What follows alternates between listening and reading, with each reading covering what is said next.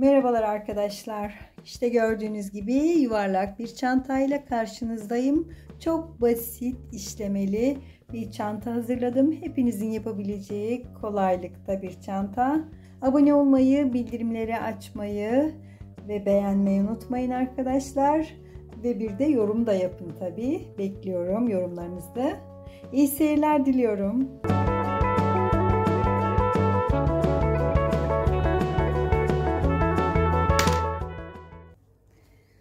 Evet, çantamızı yapmaya başlıyoruz arkadaşlar. Gördüğünüz gibi 2 tane yuvarlak kestim. 2 tane düz parça kestim. Bunların ölçülerini şimdi size vereceğim. Kotumuzu aynı şekilde kestim. Bir önceki videomda seyrederseniz görürsünüz. Kotumun açtım paçalarını. 2 tane yuvarlak kestim. Bir paçasından 2 tane yuvarlak çıkıyor arkadaşlar. Diğer paçasından da 2 tane düz parça, 2 tane de küçük parça. Bunları sap için kullanacağım. Şimdi bu çapını söyleyeyim size. 24 santim genişliğinde yuvarlaklar yaptım. Tabi birer santimde etrafına kesme payı, dikiş payı koyuyoruz arkadaşlar. Direkt çizdiğimiz yuvarlağın etrafından çizmiyoruz. Kesmiyoruz pardon. Böyle kafamda zaten uzun zamandır böyle bir modelim vardı. Uzunlu, kısalı çizgiler çizdim. Çok basit ama şık duracak eminim. Böyle uzunlu kısalı işleyeceğim. Aralara belki gene bu boncuklarımı kullanabilirim. Böyle bu boncuklarımı kullanabilirim. Çok güzel boncuklar. Bunlardan edinirseniz siz de kullanabilirsiniz arkadaşlar. Şimdi bu uzunlu kısalı işleyeceğim. Daha öncesinde şu kenar kısımlarının ölçüsünü vermeyi unutmuşum arkadaşlar. Orayı söyleyeyim size. Şöyle 13 santim genişliğinde kenar yapacağım. Çantama şöyle etrafına 2 parça halinde kestim. 2 tane parça kestim böyle. Kenar kısmına yetecek kadar ayarlayıp biraz böyle pileli kenarlara geçeceğim çantayı. Şimdi işlemeyi yapayım. Şöyle bir ufak tefek işlemelerini göstereyim. Uzunlu kısalı çizgiler sadece. Ara ara böyle boncuklar takayım diyorum.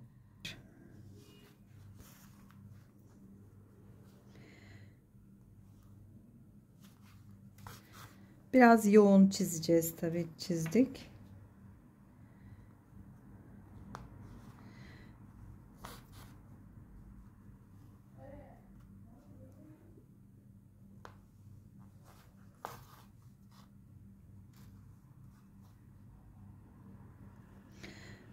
Yuvarlağın şöyle şu kısımlarını hafiften boş bıraktım. Dikey çizgiler çizdim arkadaşlar. Yani yuvarlağa paralel çizgiler çizmedim.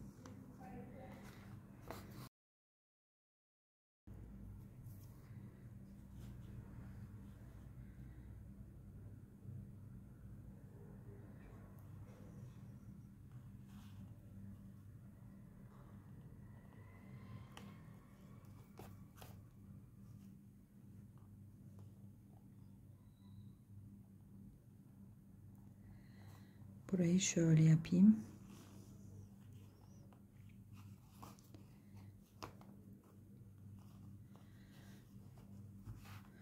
Evet, şimdi ucuna bir tane de şöyle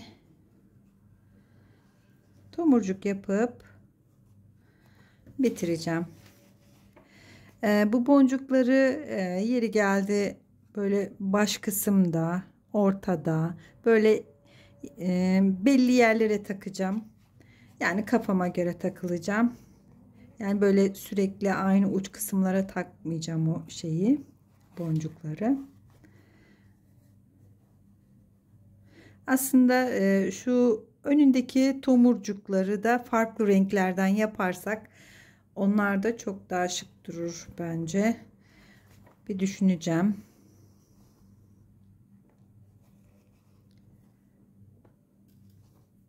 Böyle küçük küçük ipler arttığı zaman belki takar bir tane oraya şey yapabilirim. Her seferinde iğneye ip takıp çıkarmak da bayağı bir uğraştırıyor insanı. Evet, işlemeye devam ediyorum. Bu kıyıyı işledim arkadaşlar. Gördüğünüz gibi bu kenar kısımlarına kısa 4-5 zincir kadarlık bir kısa kısa küçük zincir kümesi yaptım.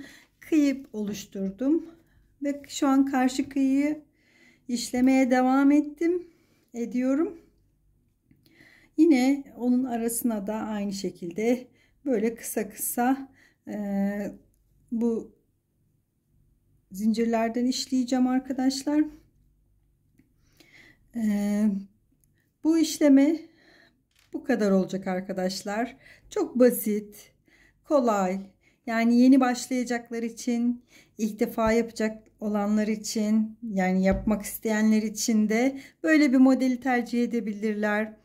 Onlar için de bir tecrübe olur en azından, bir başlangıç için. Ben bu karşı kıyıyı işlemeye devam ediyorum. Burayı işleyeceğim. Sonra arasına bu kahverengilerden belki buraya farklı bir renk düşünebilirim.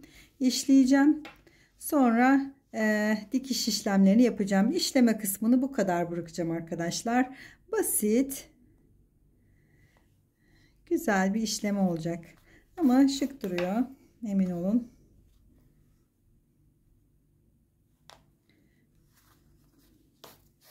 Bakın bu ip birazcık kalın. Dikkatinizi çeker belki. Bu Alize'nin bir ipi. Alize'nin ipi ve rengi çok hoşuma gittiği için aldım. İşliyorum. Yani örgü örülen bir ip aslında.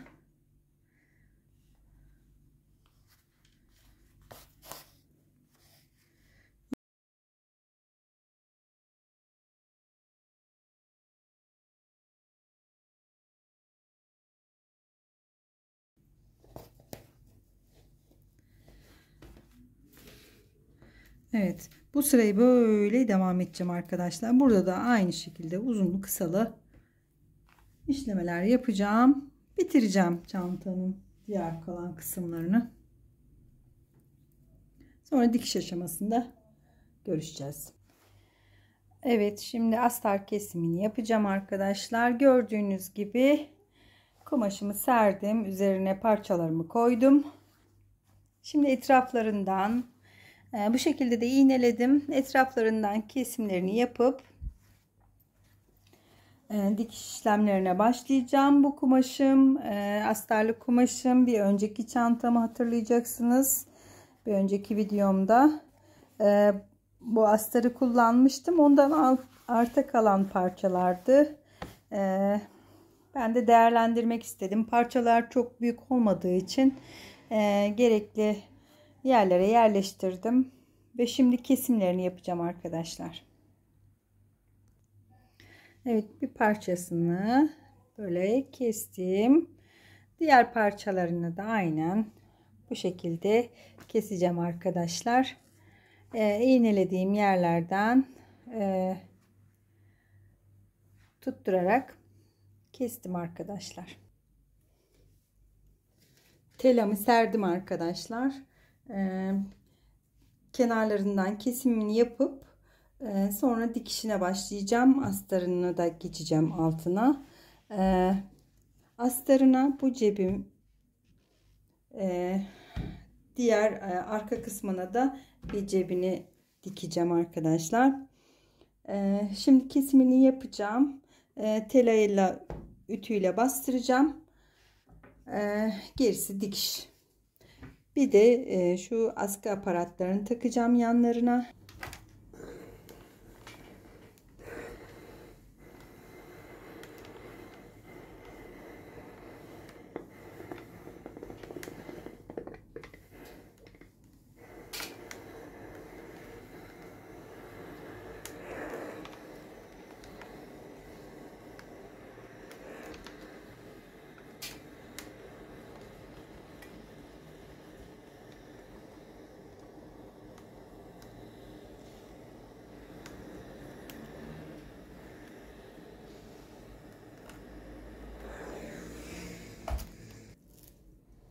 Evet, yuvarlak parçalarımı ütüledim arkadaşlar. Yan parçalarını ütüledim. Fermuar takacağım parçayı ütüledim. Ve saplarını ütüledim. Dikişlerini yapacağım. Biliyorsunuz artık makinede dikeceğim. Şimdi böyle 2 tane 10'ar santimlik parçalarım vardı. Ben bir tanesini ortadan ikiye böldüm. Fermuar kısmını hazırlıyorum arkadaşlar. Fermuarını bu şekilde yerleştirdim. Ters bir şekilde önce burasını yerleştiriyoruz. Sonra üstüne astarını koyup sonra iğneliyorum. Sonra dikişini yapacağım.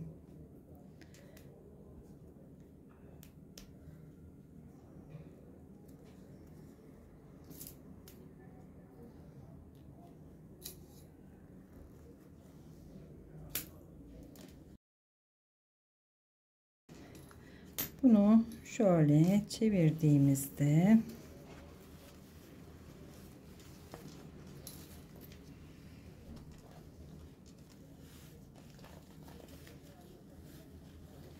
astar kısmını da bu şekilde yaptığımızda fermuarımız bu kısımda kalacak.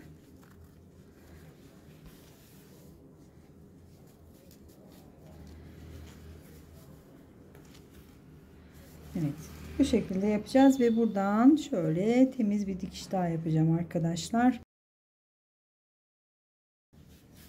Gördüğünüz gibi bu şekilde yerleşecek arkadaşlar. Bu fermuar kısmı bu şekilde. Şöyle göstereyim. Sapını da diktim bu şekilde arkadaşlar. Kendi boyunuza göre ölçüp ölçü alabilirsiniz. Ben kendi boyuma göre, kendi ölçülerime göre yan çantası, böyle yuvarlak yan çantası yapacağım. Şu aparatları da kullanacağım. 2 tane böyle aparat aldım. Bu kemeri de yaparken bunu hazırladım size. Bu şekilde parçamı şöyle ve böyle katladım. Buradan iğneledim arkadaşlar. Sonra dikişlerini yaptım. Buradan ve buradan dikişlerini yaptım. Şimdi birleştirme işlemine başlıyorum arkadaşlar. Hepsini böyle birleştirdim. Anlattım. Buralarını birleştirirken sadece bu aparatlarımı buraya taktım. Bu şekilde yerleştirdim. Şöyle duracak. Şimdi bunu ters çeviriyorum tekrardan. Bu kısmını üste getireceğim. Herhangi bir sebebi yok. Öyle biraz yukarıda kısa kalan, orta dikiş kısmı kısa kalan yer dedim. Orası yukarıda kalsın. Onu düşünerekten şimdi orta kısmını şöyle ayarlayalım.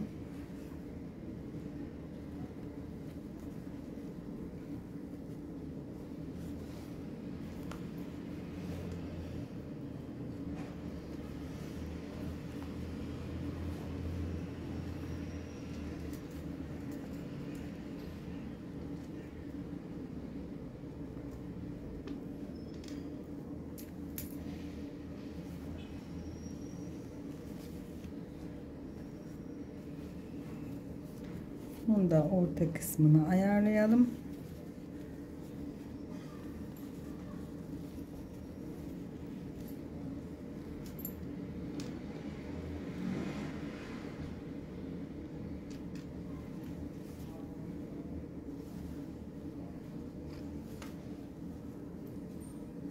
Orta kısmı burada belli zaten. Biraz bu kısmı büyük gelmişti. Ben buradan kestim. Tekrardan birleştirdim arkadaşlar burayı. O yüzden biraz kısaltma yaptım. Olabiliyor böyle şeyler. Dikiş diye.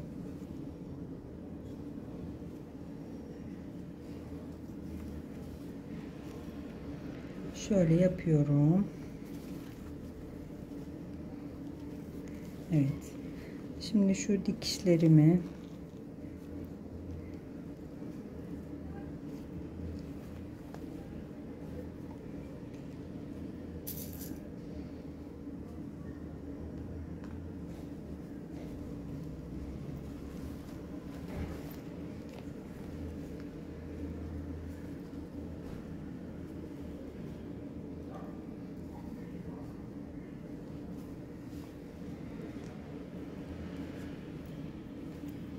böyle yuvarlayarak dikeceğim arkadaşlar.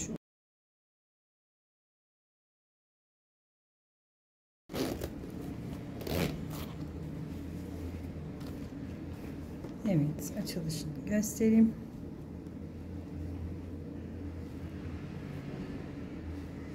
Evet, düzeltmeler olacak. Mesela cep yana doğru kaymış, askılar yeni açıp yeniden yerleştireceğim arkadaşlar. Evet, bu sefer bakalım olmuş mu arkadaşlar. Şöyle bir ters çevireceğim. Bir göreceğim, bir aksilik var mı? Biraz sesim az gelebilir. Gürültü çok var çünkü evimin terasında çalışıyorum.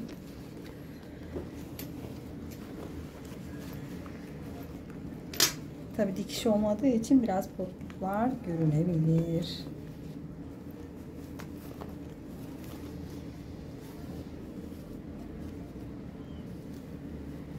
Evet. Tabii bu fazlalıklarını da diktikten sonra keseceğim arkadaşlar. Şöyle bir genel bakış yapalım arkadaşlar. Evet, bence olmuş.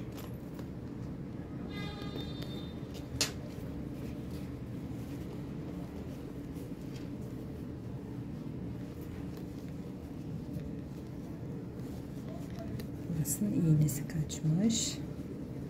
Evet, bence olmuş arkadaşlar. Tamamdır.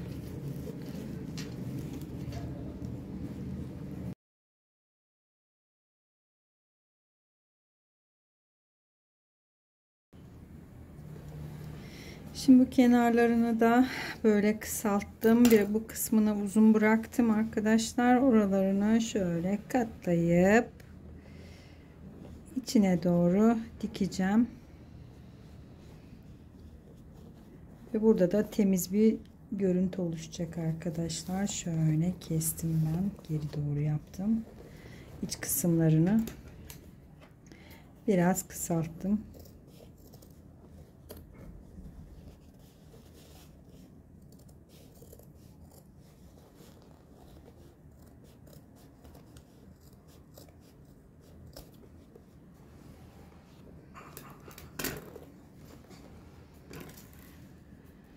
Buraları elimde dikeceğim arkadaşlar. Buraları makinede çok zor yaparım.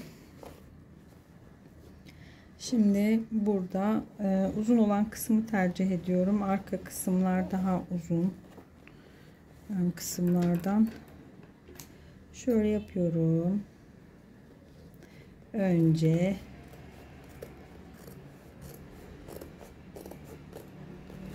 bir katını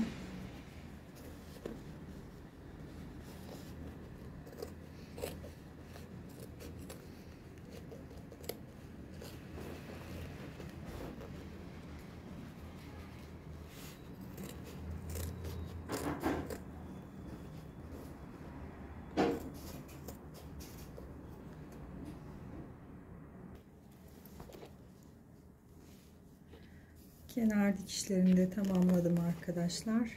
Gördüğünüz gibi.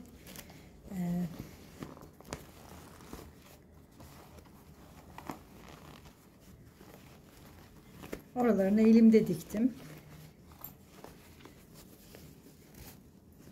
Katlayarak.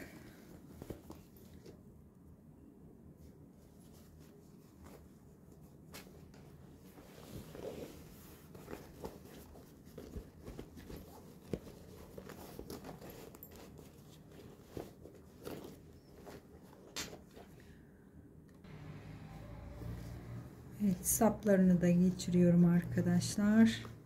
Ben şu aparatlarım var ama bunları kullanmak istemiyorum. Çünkü çok şu kısımları küçük geldi bana.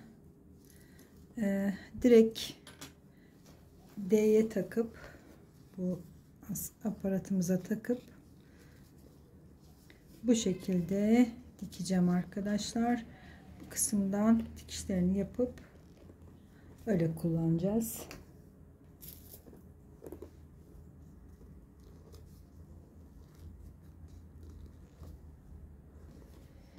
Evet, şöyle ipimizi şöyle yapıyoruz. Bu ben kendi boyuma göre ayarladım. Yani 1.60 1.65'e kadar kullanabilir arkadaşlar bu boyu.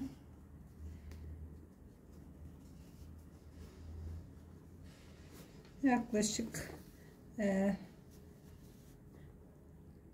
1 metre kadar, 1 metreden belki fazladır. Yani sapın komple boyu.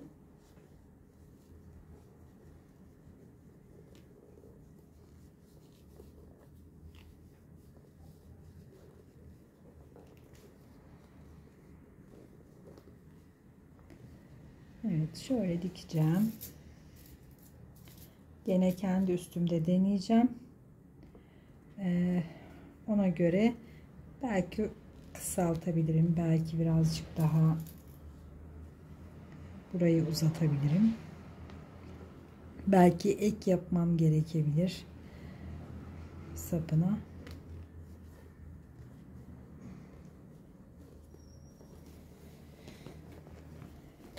Evet, çantamızı böylelikle bitirmiş olduk arkadaşlar.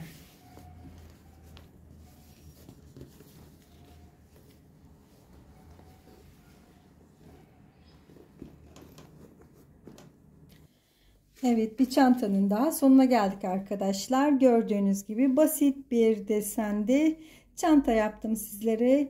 İlk başlayanlar için çok kolay bir desen. Uzunlu kısalı zincir işlemeler yaptım. Boncuklar taktım aralarına işlerken. Arka detayına bir tane cebine, arka detayına, arka kısmına bir tane cebini de iç kısmına taktım. Bu şekilde temizlik işlerini de yaptım. Bu şekilde arkadaşlar. Gördüğünüz gibi bir kısmını elimde, bir kısmını makinede yaparak bu çantamı bitirdim arkadaşlar.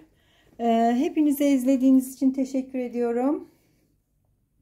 Bir dahaki çantalarda buluşmak üzere. Hoşça kalın diyorum arkadaşlar.